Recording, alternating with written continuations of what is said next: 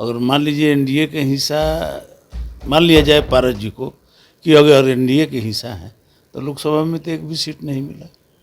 मांझी जी को सीट मिल गया, उपेंद्र कुशवाहा जी को सीट मिल गया, 5 सीट चिराग पासवान को मिला, 5 निकल गया।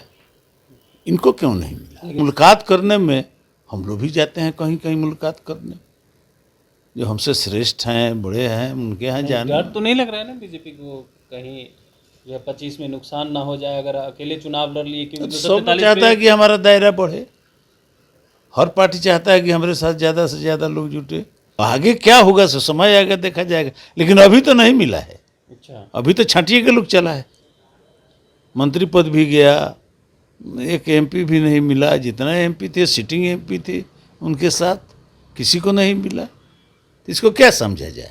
ये तो मौसम आ गया है चुनाव का, और जब भी चुनाव नज़दीक होता है तो कुछ लोग इधर कुछ लोग उधर, सब होते रहता है।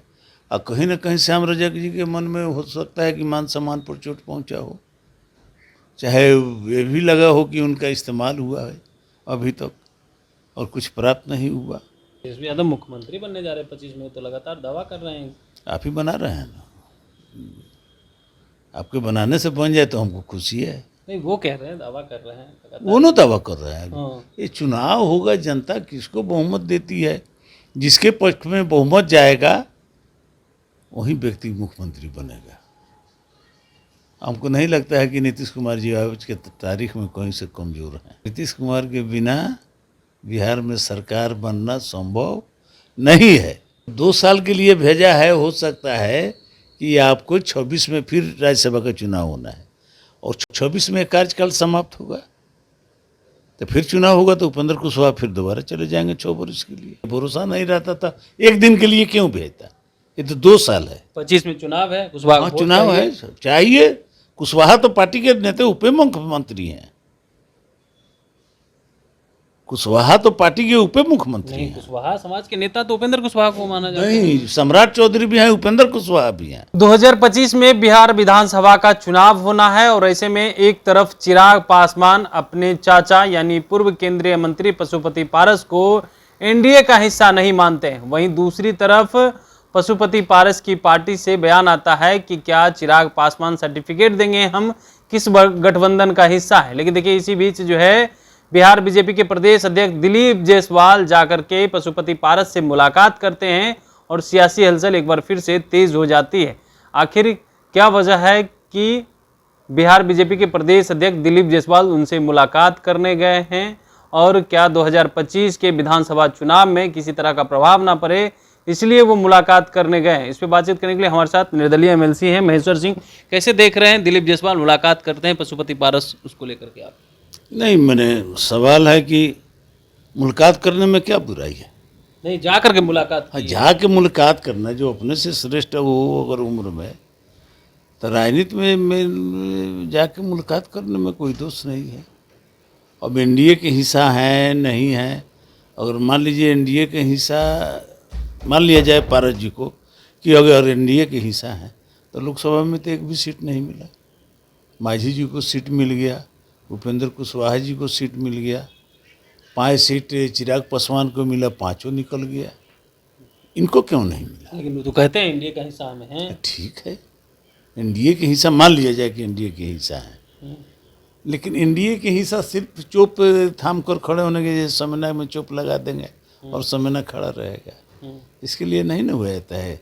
राजनीति में लड़ाई होती है एमपी बनने के लिए, एमएलए बनने के लिए, और संख्या बोल का सवाल है, और जिसके पास एमएलए है, एमपी है, वही पार्टी जिंदा है। तो 25 में उनको नहीं मिलेगी हिस्सेदारी?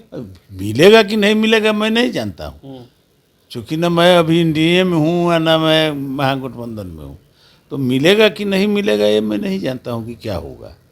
लेकिन नहीं मिला सो तो आँख के सामने है,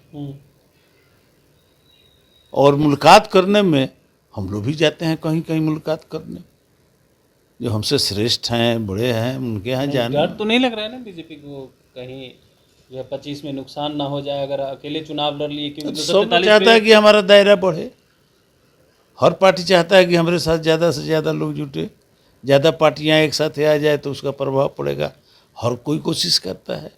और बीजेपी को अपने एडजस्ट करना है कि चिराग जी को चाहे पारस जी को कैसे लेकर हम साथ में चलें। लेकिन अगर मान लिया जाए जो महागठबंधन में थी, एनडीए में है, गठबंधन में है, तब एक सीट भी तो मिलना चाहिए था। क्या लग रहा है बीजेपी ही लड़ाई लगवा रही है चाचा और भतीजा के बीच जानबूझ करके? हम नहीं जानते हैं कि लड़ाई बीजेपी लड़वा रही है कि चिराग अपने मन से लड़ रहे हैं कि पारस जी लड़ रहे हैं। लेकिन हम तो देख रहे हैं कि चिराग पासवान सर्वाइव कर गए राजनीति में, उनका 5 एमपी जीता, केंद्र में मंत्री बन गए, उनको तो एक सीट भी नहीं मिला, जो मंत्री पद था वो भी चला गया।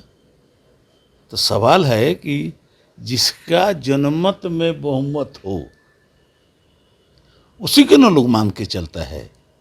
ताकि तो चिराग पासवान का अपर हैंड है, उसमें पारस जी कहाँ फिट बैठते हैं।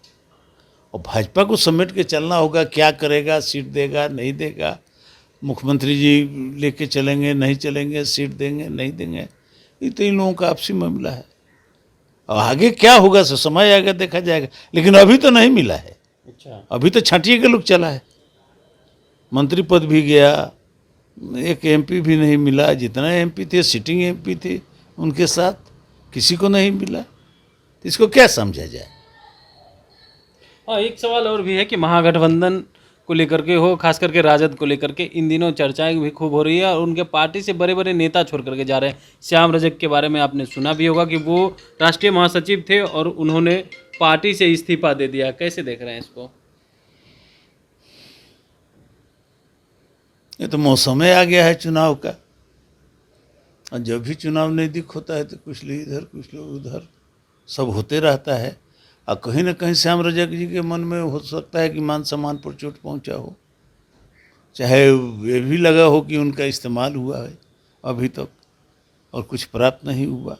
तो राजनीति आदमी सिर्फ करता है महासचिव बनने के लिए।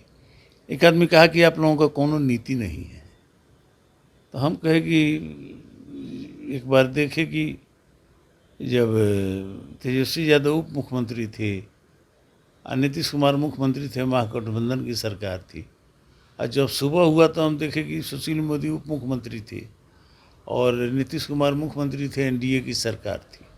तो रात भर में लोग गठबंधन ले जाता है, तो उन पर कोई नीति लागू नहीं होता है। नहीं, कोई छोटा करता देख लिया कि हमारा इस्तेमाल किया गया, हमको इससे कोई लाभ नहीं है ज़िंदगी में, तो अपने अनुसार कोई निर्णय लेता है, तो दल बदल कहाँ से हो गया। आप गठबंधन ले जाते हैं तो सत्ता पक्ष वाले कह रहे हैं कि भगदड़ सी मचने वाली है राजद में। हो सकता है मच जाए, हो सकता है मच जाए, कौन भारी बात हो रही है। तेजस्वी यादव मुख्यमंत्री बनने जा रहे हैं 25 में, तो लगातार दावा कर रहे हैं। आप ही बना रहे हैं ना,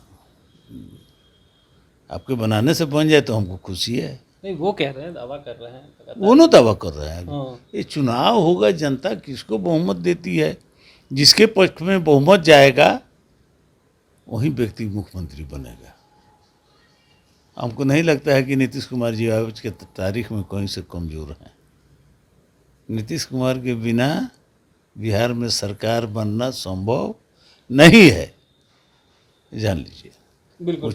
एक आखिरी सवाल लेंगे। उपेंद्र कुशवाहा को 2 साल के लिए राज्यसभा भेजा गया, जबकि मनन मिश्रा को 4 साल को। इसको लेकर के भी सियासत हो रही है कि उपेंद्र कुशवाहा जाति से आते थे, इसीलिए उन्हें 2 साल के लिए भेजा गया है। मनन मिश्रा इसीलिए उन्हें 4 साल के लिए भेजा गया। क्या लग रहा है?